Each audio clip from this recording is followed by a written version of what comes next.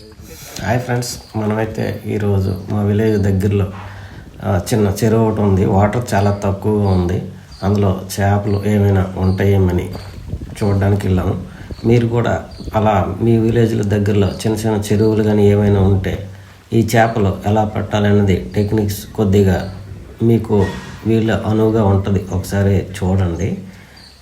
మన కూరగాయల కేట్లు ఉంటాయి కదా, దానికి సెంటర్లో కన్నం పెట్టేసి ఏదైనా ఎక్కడ చేప వాటర్ని కెలుపుతూ ఉంటుంది.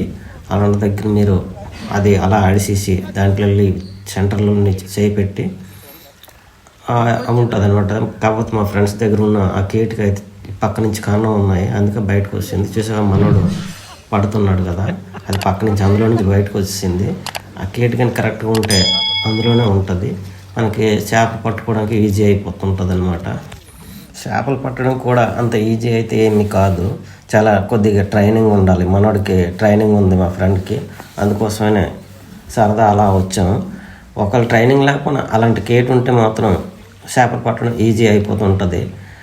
అలాగే మీరు కూడా ఇలా ఎవరైనా పట్టే వాళ్ళు ఉంటే ఒక కామెంట్ చేయండి. అలాగే ఈ వీడియో మీకు ఎంతవరకు వచ్చింది, ఏ ఊరు ఏ డిస్టిక్ కూడా మాకు కామెంట్ చేస్తారని కోరుకుంటాను. అలాగే వీలైతే మన ఛానల్ సబ్స్క్రైబ్ చేసుకోండి, లైక్ చేయండి.